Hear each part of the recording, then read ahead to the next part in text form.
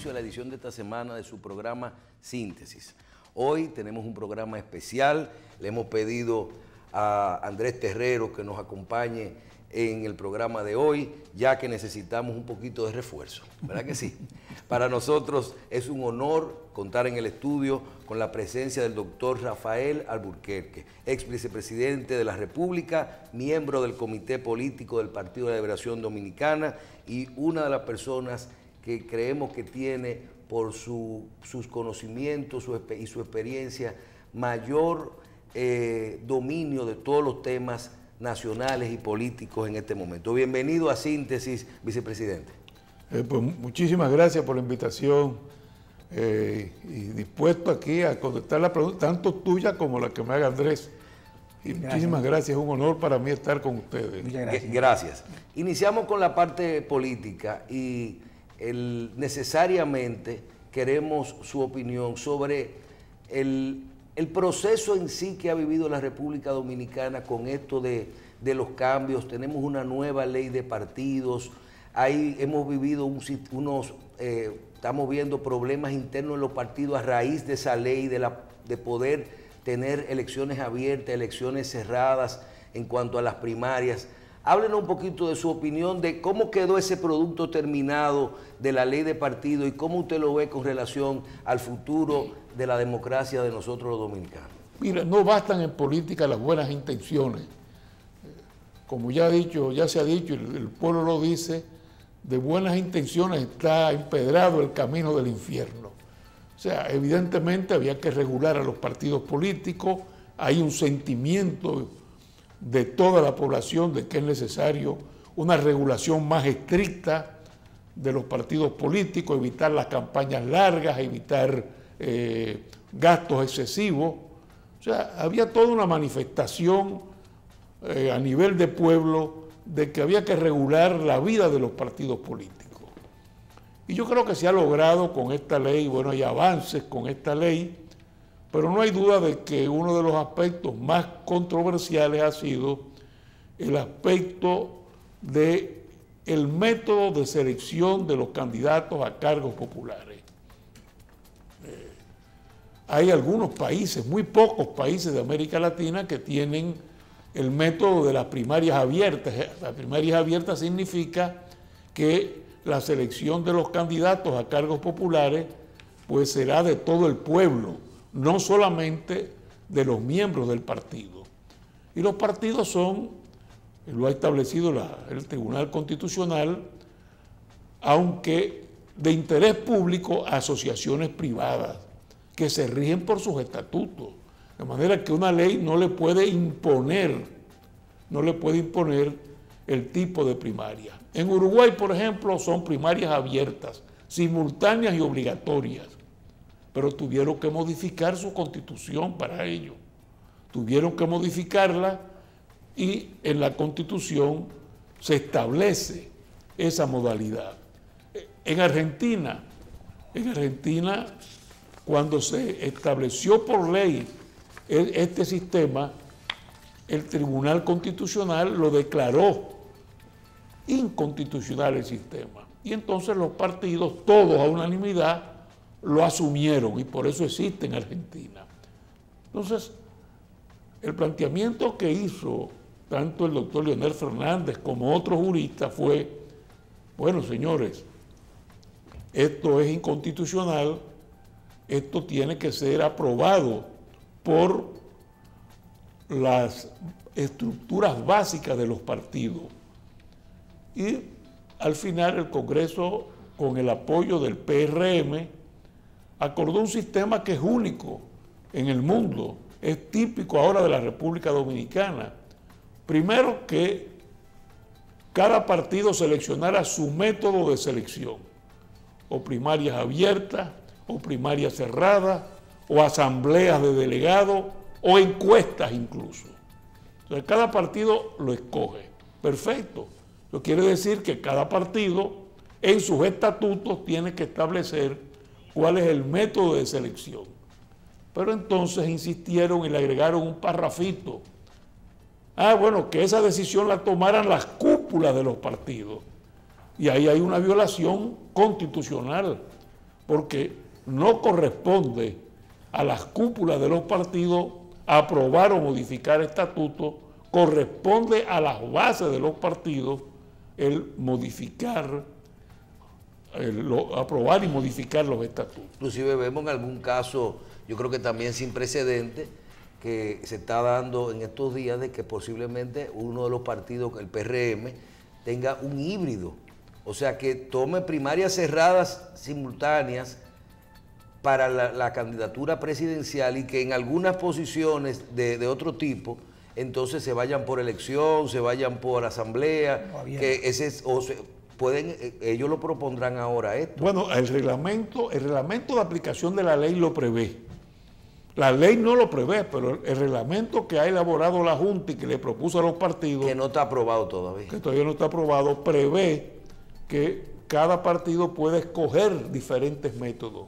Por ejemplo, para la presidencia, el método de primarias abiertas, para los regidores o alcaldes, el método de encuestas. O sea, cada partido puede dividir la selección por niveles. Ahora, ¿cuál es? En el PLD logramos al final un acuerdo, solucionarlo. Bueno, muy bien, se aprobaron las primarias abiertas, pero tiene que ser convocado el comité político ahora para designar una comisión que se encargará de preparar la modificación de los estatutos y entonces las bases del partido ratificar la modificación de los estatutos, que donde dice primaria cerrada, como dicen ahora, digan primarias abiertas. Eso ya lo hemos resuelto en el PLD, pero la preocupación no cesa, porque yo hago una pregunta, es algo muy personal. Muy bien, la primera semana, el primer domingo de octubre habrán las primarias. Aquellos partidos que decidan ir por primaria tienen que hacerla el primer domingo de octubre del 2019.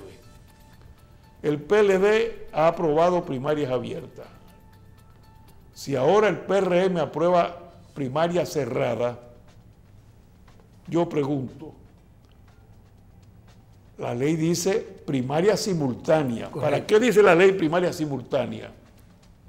Porque la idea era que todos los partidos fueran a primaria simultánea el mismo día, para que no hubiera un doble voto. Correcto. Bueno, ¿ahora qué va a pasar? Yo voté en el PRM porque soy del PRM. No, el padrón abierto va a excluir los PRMistas. Ah, eso no lo dice nadie. Eso se llama ahora padrón abierto sin PRM. O sea, ese es el gran problema ahora. ¿Puede el que votó por el PRM ir a la mesa a votar por el PLD? Pero no solamente eso. El último domingo de octubre está previsto las asambleas de delegados y las encuestas. Bueno, si yo soy del partido de Wessing y Wessing o de Peñaguaba, de los llamados partidos emergentes, claro, se supone que yo voy a votar en la asamblea de delegados de mi partido a finales de octubre. ¿Puedo ir a votar antes en las primarias abiertas del PLD? No hay doble voto. Bueno, eso hay que ver cómo se va a resolver, porque la idea era que nadie votara dos veces. Pero doctor, precisamente ese es uno de los puntos que yo creo que en el PLD están discutiendo. Y yo digo creo porque vi que la señora Cabral, Miriam Cabral, había dicho que no fue eso lo que se aprobó. O sea, diciendo de que lo que habían aprobado, evidentemente que debería ser simultáneas y que si aquellos van por abiertas, pues se supone que se deberían excluir los miembros de ese partido. ¿Qué están discutiendo en el Partido de Liberación Dominicana, en el comité político con relación a eso? Porque ese es un tema, yo creo que fundamental. O sea, ¿quién va a votar? ¿Cómo vamos a votar? Yo voy a ir al Club Los Prados, donde yo voto, a mi mesa. ¿Qué me van a entregar? ¿Una boleta con mucha gente? ¿O me van a entregar nada más? Si yo quiero votar por el PLD, ¿me van a entregar lo del PLD nada más? Mira, eso oficialmente todavía no se ha discutido. Ha habido algunos compañeros o compañeras que han hablado de ello, y no se ha discutido porque la Junta Central Electoral informó que además del reglamento de aplicación de la ley de partidos políticos, ellos van a elaborar como proyecto para entregárselo a los partidos un reglamento sobre las primarias. Okay. Entonces, Un instructivo ahí. ¿Qué va a decir la Junta? ¿Qué cosa, eh? Yo sí oí que el presidente de la Junta, el Castaño Guzmán, declaró que el doble voto, la expresión textual, No el era doble posible. voto es una fantasía, digo. Bueno, Me imagino que quiere decir que no va a haber doble voto. Si lo Pero garantiza. es una preocupación válida Sí. que yo le adelanto. Otros aspectos de la ley, cuotas, financiamientos, el control de los financiamientos, el mismo tema que yo creo que la pregunta es ideal hacia usted, que es la vicepresidencia.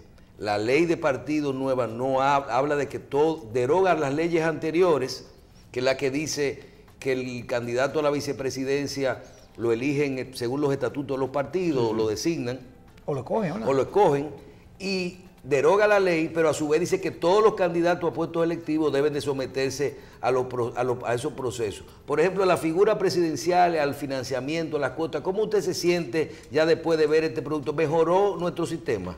Bueno, mira, evidentemente hay, creo, un vacío en lo que respecta a la vicepresidencia.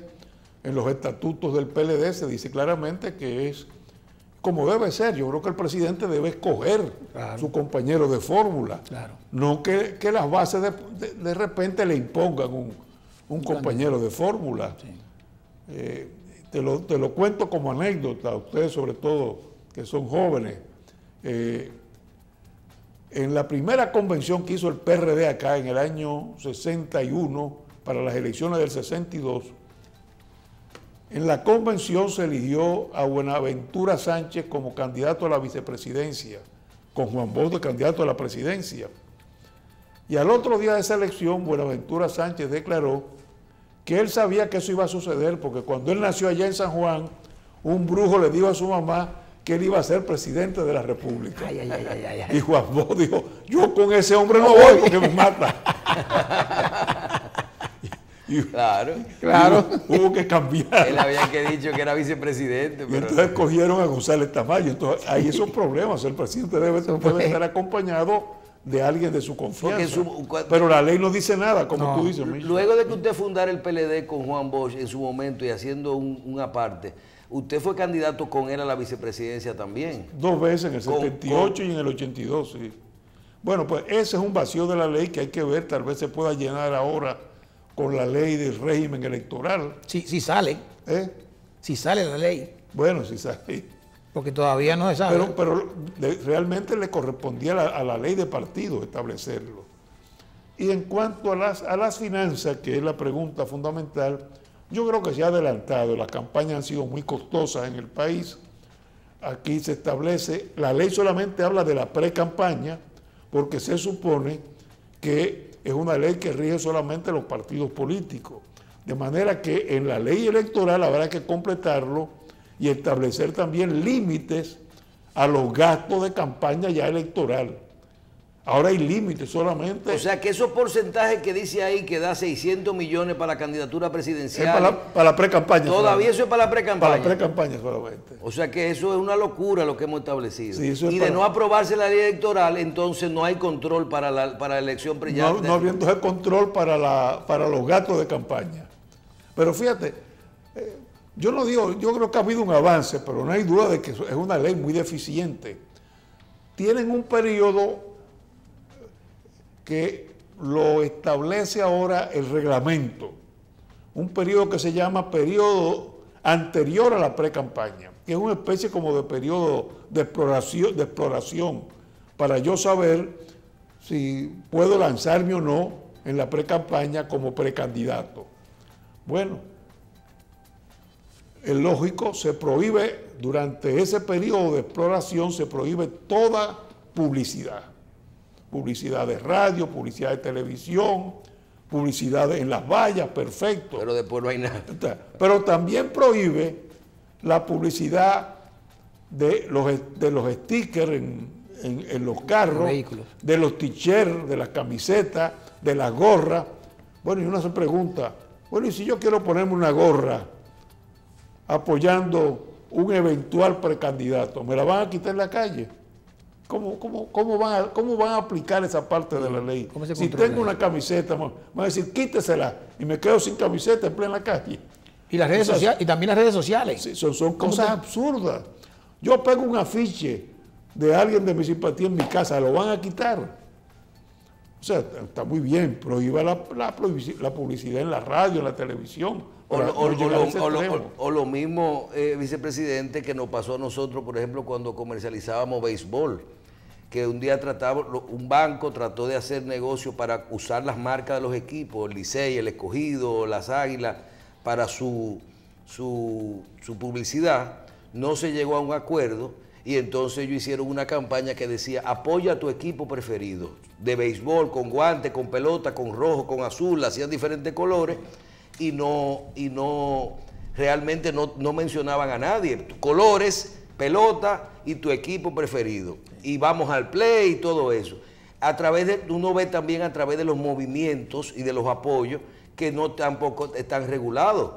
Mira, es lo que pasa, por ejemplo, en los Estados Unidos. Los aportes están limitados, pero hay lo que llaman los paquetes de aportes no limitados, entonces la gente se cuela por ese lado. Y es lo que tú señalas. Bueno, los aportes están limitados, pero no están limitados los aportes del sector externo.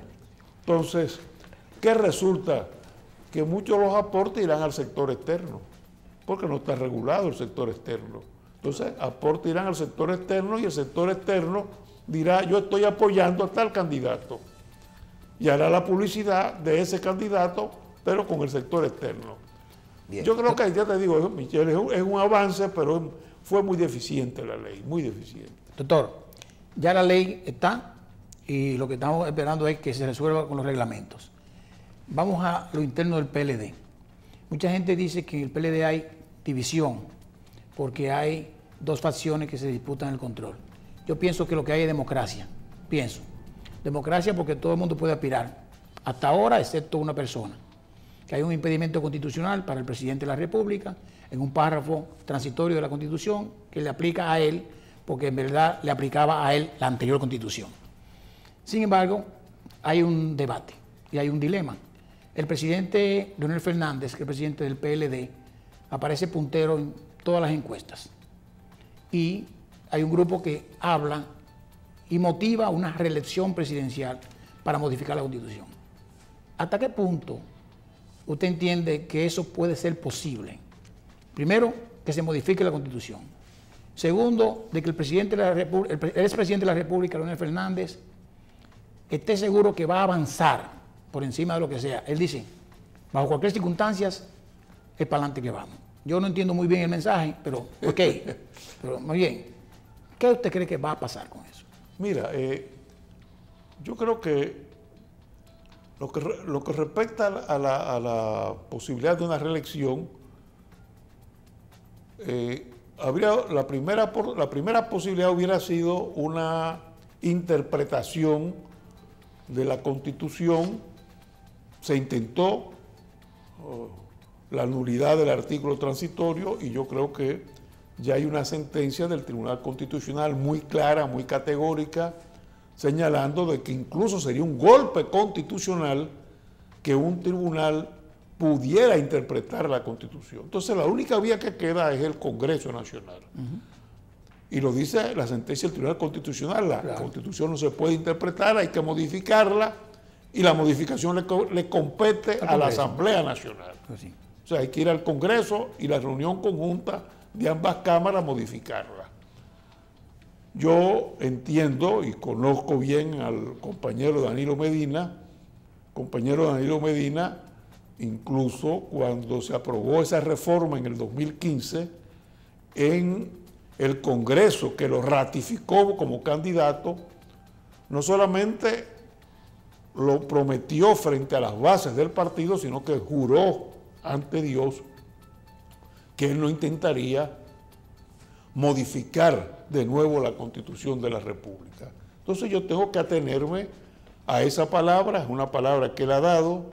Varios de sus funcionarios más cercanos, como José Ramón Peralta, Gustavo Montalvo, el propio Felucho Jiménez, pues ha señalado que el presidente termina el 16 de agosto del 2020. Entonces, nosotros confiamos en que eso será así y que el PLD se abocará entonces en una campaña interna entre los precandidatos que puedan surgir. Hasta ahora hay varios precandidatos.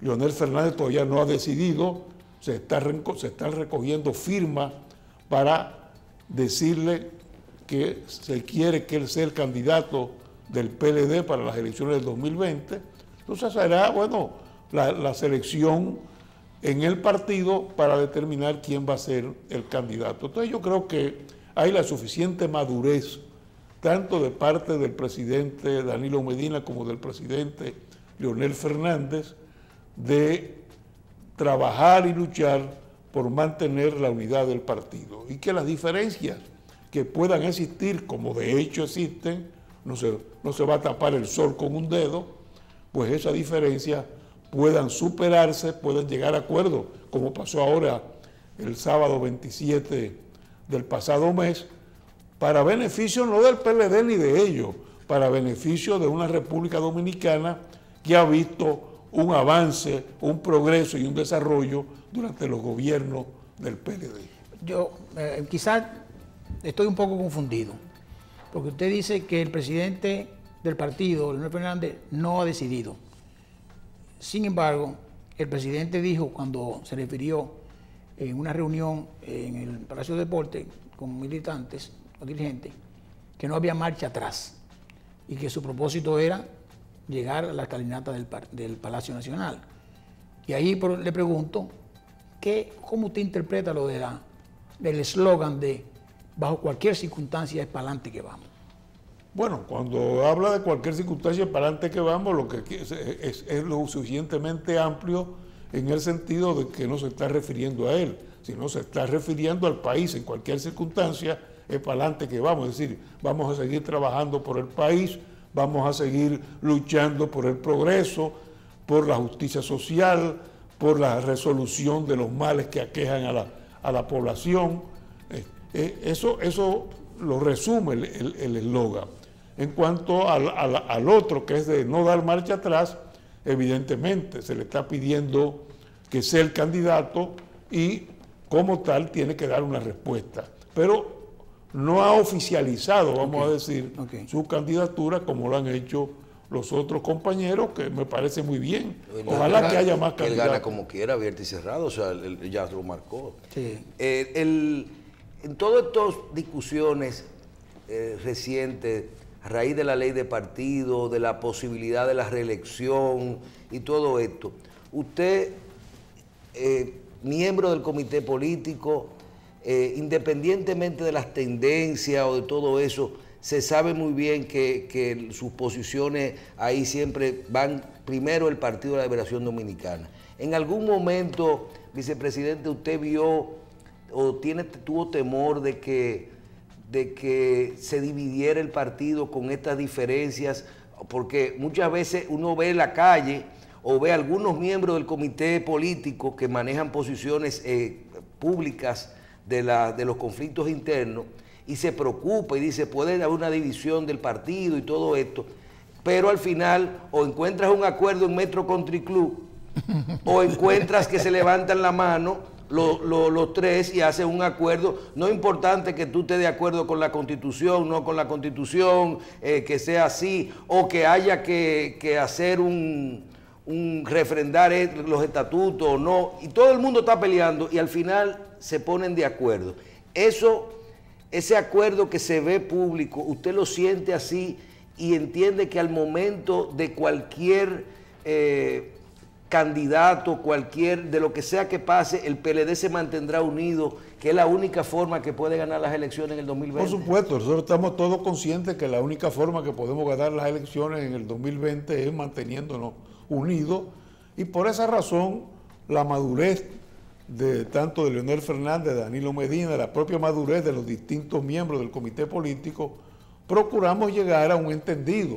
Es decir, nosotros hubiéramos preferido una primaria cerrada. ¿Por qué? Porque son los miembros del partido los que real y efectivamente conocen los mejores compañeros que pueden ser candidatos. Bueno, los compañeros que siguen al presidente de la República entendían que no, que el padrón del partido estaba adulterado, que el padrón del partido estaba desfasado y que había que ir a un padrón mucho más certero como el de la Junta Central Electoral. Y nosotros le dijimos al final, bueno, muy bien, estamos de acuerdo con esa posición, pero tienen que modificarse los estatutos del partido.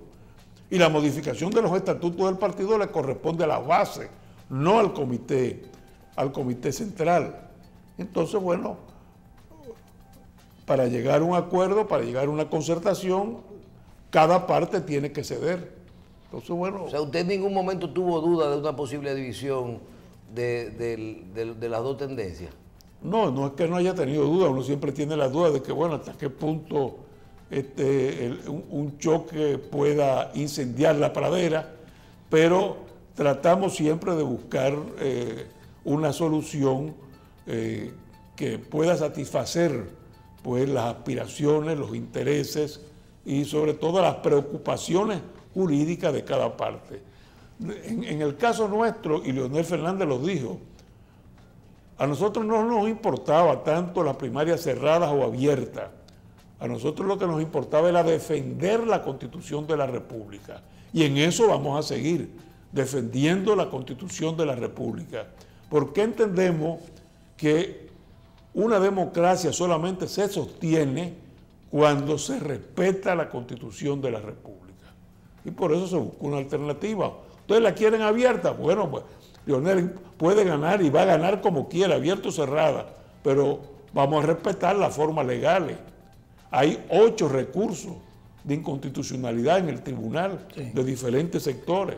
Entonces, con esto se le da por lo menos un viso de legalidad a la decisión que se adoptó el sábado 27 de octubre. Doctor, la experiencia es fundamental. La prudencia y la sensatez es básica para cualquier cosa. Usted, como PLDista, es uno de los que mayor representa esas 3 cosas en el PLD. Hay mucha gente también que lo tiene, pero usted es uno de ellos.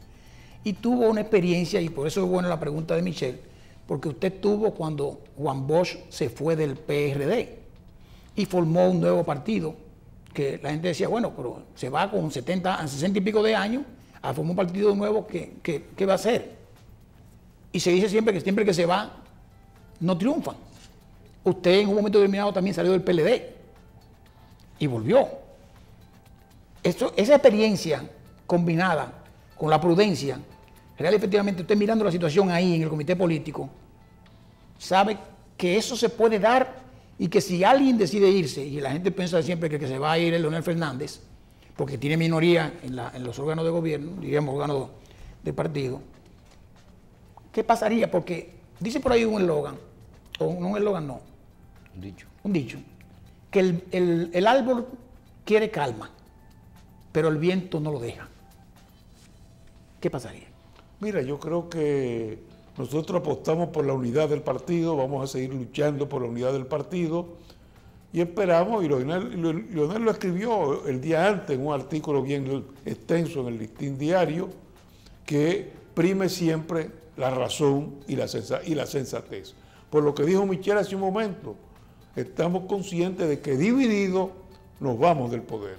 Entonces, esperamos que la sensatez y la razón siempre predomine y de que sepamos, no importa del lado que uno puede estar, de que solo la unidad garantiza que podamos continuar gobernando este país en el 2020. No para beneficio de los PLDistas, sino para beneficio de este país que ha progresado y se ha ido desarrollando bajo los gobiernos del PLD, tanto de los de Leonel Fernández como los de Danilo Medina. Bueno, él terminó ese artículo con párrafos finales pidiendo que Dios lo ilumine. Bueno, o sea, que Dios sería el árbitro principal de resolver esos problemas, de que ponga en la mente de la gente las decisiones importantes para unirse. ¿Y por qué le digo esto? Porque ciertamente el presidente de la República, Danilo Medina, ha hecho un buen gobierno.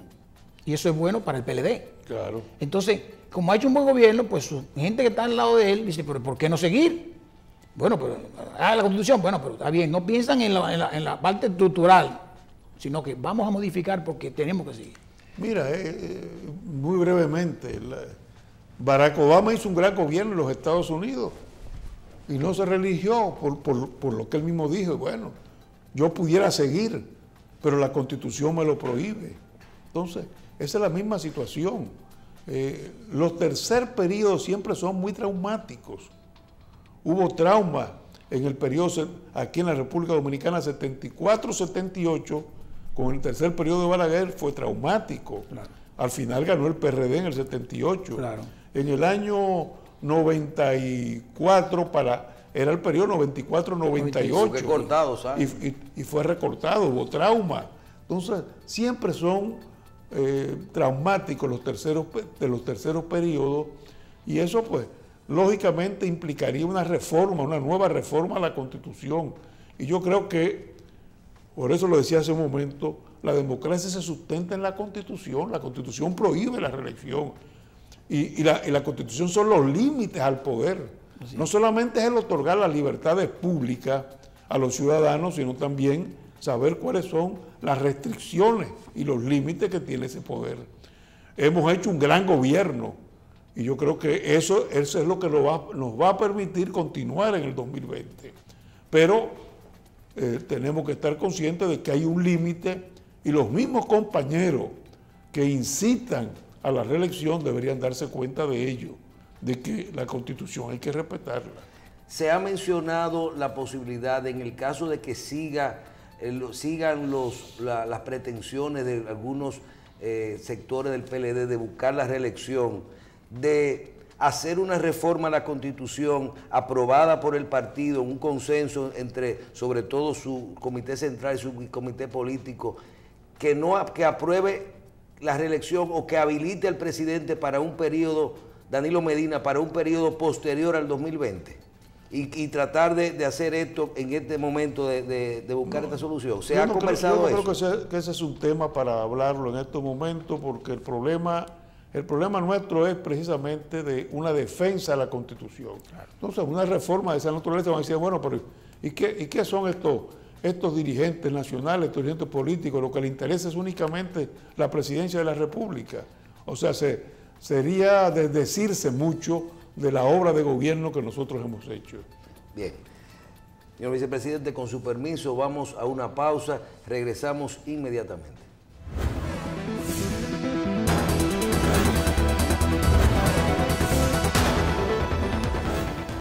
Continuamos con el doctor Rafael Alburquerque, ex vicepresidente de la República y miembro del Comité Político del Partido de la Liberación Dominicana. Necesariamente con usted debemos de tratar algunos temas de interés nacional. Usted, con su experiencia en la vicepresidencia y sobre todo en las áreas que más influencia manejó, una de ellas fue todo lo que tiene que ver con la parte de seguridad social, la parte de empleo y de todo esto. Vemos con mucha preocupación el sistema de seguridad social. Reconocemos que es un avance, va bien con relación a lo que teníamos en el pasado. Se ven problemas entre las ARS y las farmacias, la cobertura, la entrada del sistema de atención primaria, problemas con los médicos, problemas entre los planes contributivos subsidiados que nunca entraron. Si nos vamos a las pensiones, ni hablar. Usted tiene un % de una pensión que recibiría, si fuera hoy, según los ahorros, de un 20 a un 30%, tal vez, de su último salario.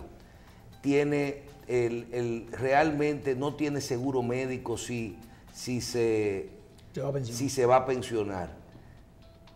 Háblenos un poco de esto, de lo que sería y qué usted entiende que nosotros podemos hacer para acabar de buscar soluciones que mejoren el sistema de seguridad social y esta ley en República Dominicana, viendo los intereses y cómo está manejándose esto en este momento. Mira, no hay duda, como tú dices, de que se ha avanzado. Desde el 2001 que se aprobó la ley, hasta la fecha se ha avanzado. Cuando nosotros llegamos al gobierno en el 2004, en materia de salud, la cobertura era del 6% de la población. O sea, el total de personas cubiertas por el viejo Seguro Social, Por el IDSS, ¿sí? el del IDSS. IDSS, no pasaba del 6%. Hoy un 70% de la población ya está cubierto por seguro de salud. O sea que ha habido un avance espectacular, Claro. del 6% al 70% de la población. De eso no hay duda. Ahora, es evidente ya que en estos años que tiene de aplicación de la ley del 2001 hasta el 2018, pues las debilidades, las falencias de la ley ya se conocen. Y tenemos entonces que proceder a una modificación de la ley. Pero no es fácil. El régimen contributivo de salud debió entrar en el 2001. Entró pensiones, Sí. porque las pensiones, bueno, interesaban al sistema financiero. Pero cuando nosotros llegamos en el 2004, todavía no había ingresado el régimen no había iniciado el régimen contributivo de salud.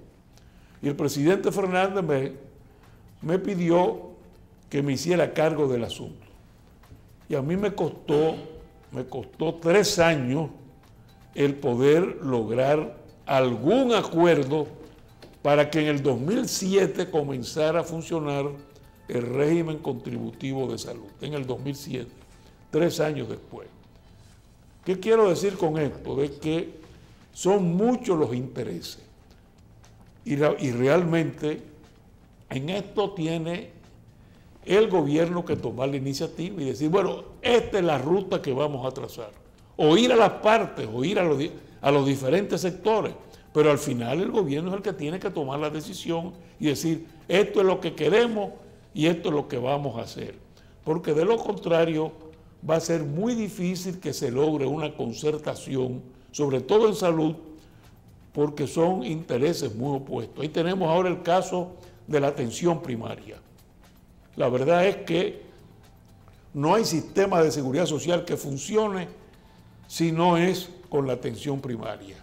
Bueno, y no se ha podido ponerse nunca de acuerdo. Los médicos están en contra, el colegio médico, los dueños de las clínicas están en contra. Entonces, no hay forma. Una salida que en mi época la discutí con los médicos y con las clínicas sería, bueno, que comience la atención primaria por el sector público. Por los subsidiados. Vamos a comenzar la atención primaria en el sector público. Y que cuando el modelo realmente sea un modelo eficaz, sea un modelo de buenos servicios y el país vea que la atención primaria funciona, bueno, eso mismo va a suceder entonces en el sector privado, en el régimen contributivo. Porque el día que la esposa de uno diga, no, pero venga acá, si yo voy a la atención primaria en el sector público, recibo una buena asistencia, no tengo que desembolsar ningún dinero, bueno, pues entonces, si es así, ¿por qué razón no lo voy a hacer también en el sector público con la asistencia primaria, la atención primaria? Pero, bueno, la verdad es que hay grandes intereses y es muy difícil. No en este país, en todos los países del mundo ha sucedido lo mismo con el régimen de la seguridad social. Tiene que trazarse un norte el gobierno y el gobierno decidir qué se va a hacer. Mire, doctor, estos sistemas han sido atacados fuertemente. La ley misma de seguridad social desde que salió.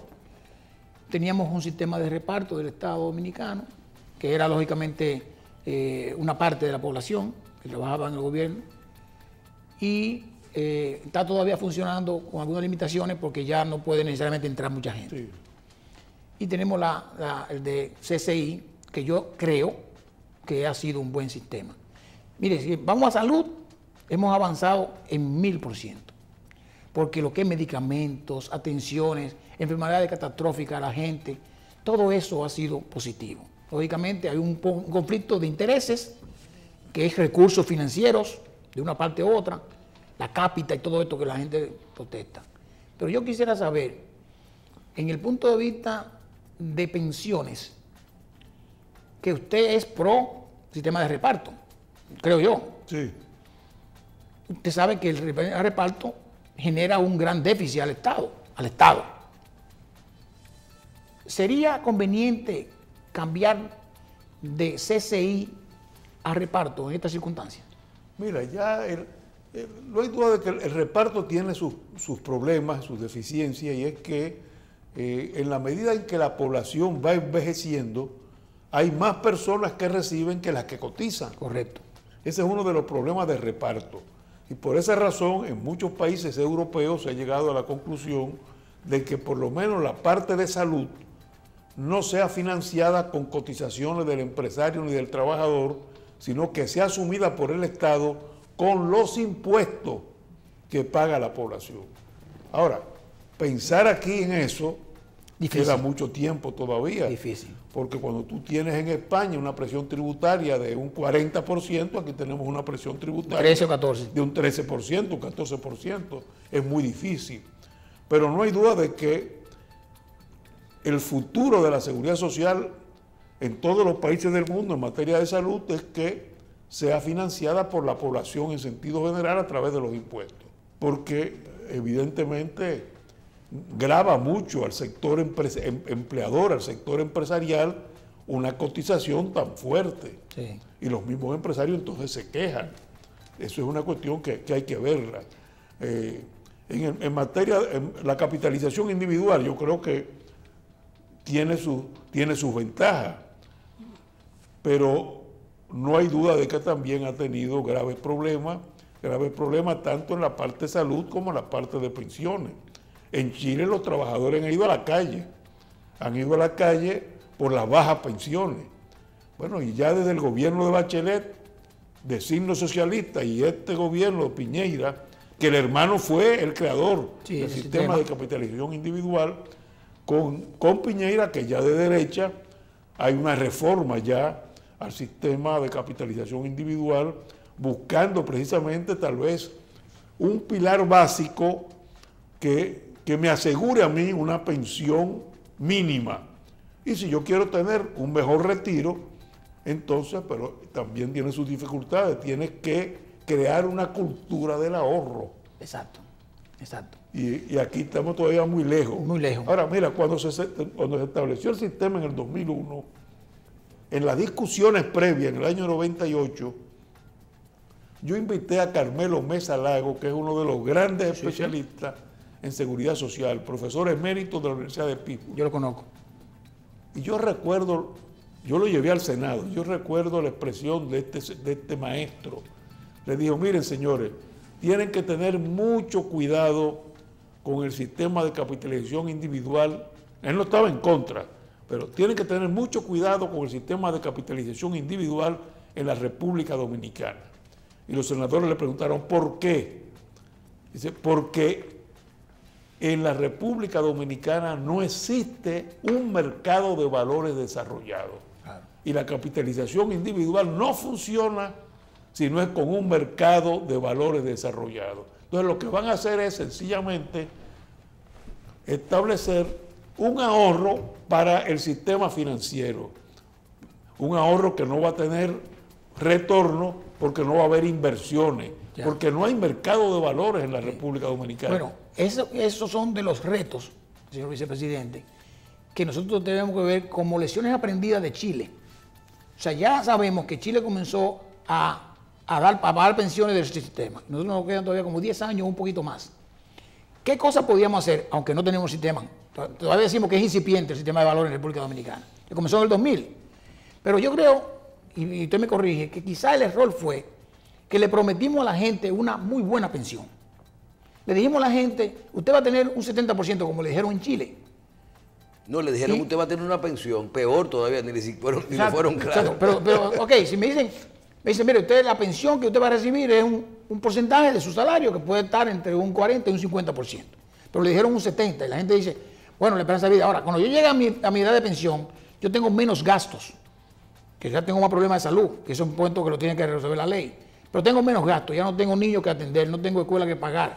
Mi salario es poco. Pero además de eso, Si me dan un 30% o un 40%, yo pienso que como no tenemos sistema, cultura del ahorro, ¿quién con un sistema diferente a este, quién va a ahorrar para tener en su banco, al final de la vida laboral, un 30% de su salario para el tiempo que le quede de vida? No, nadie. O sea, Nadie. El ahorro, mientras tanto, tiene que ser forzoso. Forzoso, Ahora, forzoso. Eso es inevitable, si no nadie te va a ahorrar. Claro. Eso es inevitable. Hay que establecer una serie de medidas.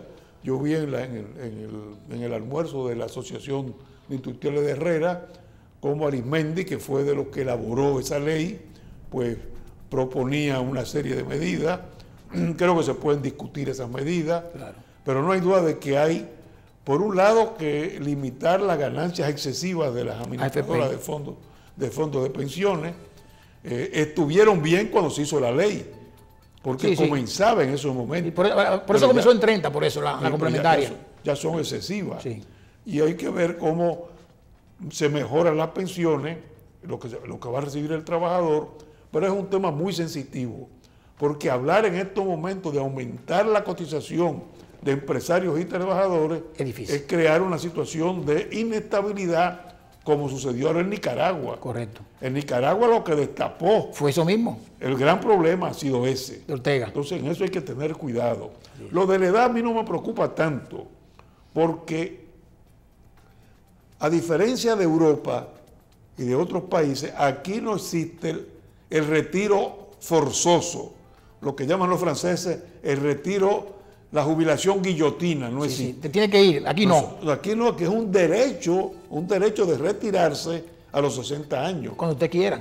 Pero usted puede seguir trabajando mientras tenga fuerza, Claro. hasta los 70, hasta los 80. Así es. A usted no lo obligan a retirarse. Exacto. No deberían obligarlo. Sí. No deberían obligarlo. No hay obligación. Entonces, bueno, a partir de los 60 uno decide si se retira o no. De manera que eso hay que estudiarlo con mucho más delicadeza. Yo siempre he dicho lo siguiente: no es lo mismo el retiro de un profesional que el retiro de un obrero portuario, por ejemplo. Yo creo que a los 60 años ya un obrero portuario no puede más. No puede más. Pero un juez de la Suprema puede seguir más allá de, Claro, de los esos 60. son vitalicios. Sí. Inclusive en Estados Unidos son vitalicios. Lo que pasa, vicepresidente, que hay personas que llegan a los 60 años y siguen trabajando, siguen usando su trabajo, pagando su fondo de pensiones, pero entonces utilizan otros beneficios que tiene la edad. Juegan golf de un lugar más adelante, De una base más cerca. toman descuento en los autobuses. en los autobuses, pero siguen entonces trabajando. Aquí no hay eso todavía. Aquí no hay eso. Pero viene. Conozco uno que no hay que eso. lo hace. Bien, Ojalá que lo hubiera ya. Claro, para claro. para yo utilizarlo. Sí, sí, en el metro, todo eso, en los aviones hay especiales. finalmente, el mundo de hoy es diferente. Totalmente. Una población donde hoy te dicen a ti que un 60% de los votantes tendrán menos de 45 años, ahora en el 2020.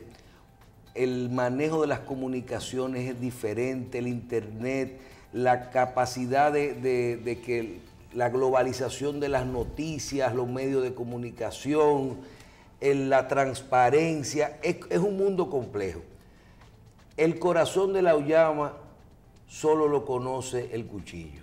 Cuando vamos usted ve los sistemas de gobierno ahora, en este momento, en esta época, donde te atacan de corrupción, pues dice, bueno, pero a mí Odebrecht me lo trajo un presidente, o me lo trajo un país. Los diplomáticos andan vendiendo sus países. Danilo anda con empresarios dominicanos en China. Trump le busca mercado al capital de sus países. Un mundo diferente totalmente, vicepresidente. Las sociedades quieren más hospitales, más inversión pública, más de todo, pero no quieren financiamiento, no quieren préstamos, no quieren aumentar la presión tributaria. Decía un expresidente que el carguito no es tan, ¿verdad? ¿Qué se puede hacer ahora? Gobernar es tan difícil, mantener todo esto, todos los sectores conformes, los intereses, ¿se puede todavía?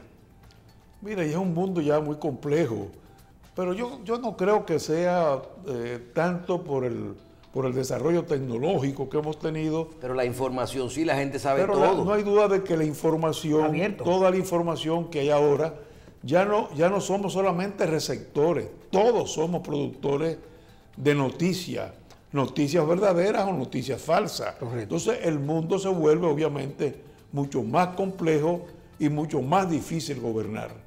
Y lo tiene, bueno, los fenómenos que se dan en estos momentos, Brasil, el propio Estados Unidos.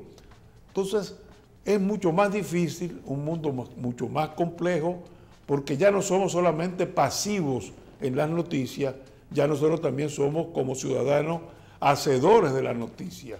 Y muchas de esas noticias son noticias falsas, noticias inventadas, y eso genera muchos más problemas que los problemas que tenían anteriormente los gobiernos. En eso evidentemente la pregunta es válida, pero yo creo que no por eso nos podemos cruzar de brazos. Y los pueblos separan todo esto, separan la transparencia, la inversión. No, es que el gobierno que gane tendrá que endeudarse. El que vino tiene que seguir lo que estaba haciendo anterior, porque si no, las cosas no se terminan a lo loco. Sí, por eso es tan importante el nivel de educación. Yo creo que un pueblo, mientras más educado es, mientras más informado está, pues lógicamente ejerce con mucho mayor conciencia su votación. Naturalmente, tú me dirás, bueno, pero ahí está el caso de los Estados Unidos. Bueno, ahí lo vemos muy claramente. Las ciudades más avanzadas, las ciudades más desarrolladas, han votado ahora por los demócratas, lo que es el corazón duro de los Estados Unidos, el centro de los Estados Unidos, y aquellos lugares que cayeron en la depresión porque las industrias se deslocalizaron, se desplazaron, fueron los que votaron por el Partido Republicano. Entonces, eso se ve claramente. Nosotros tenemos la suerte de ser un país pequeño, y como país pequeño podemos pues adoptar más fácilmente las medidas que nos permitan, con un desarrollo, pues tener una mayor cultura, una mayor educación y un pueblo mucho mejor informado. Es muy difícil de verdad para los gobiernos manejar un Estado. Y le digo porque la opinión pública juega un papel tan importante ahora que nos mueve a creer una opinión.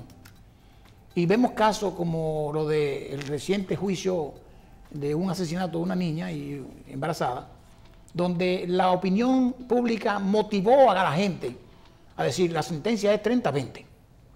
30 años para el joven y 20 años para la mamá. Y entonces, los medios de comunicación inclusive, eso es lo que queremos, al margen de lo que diga la ley, el código.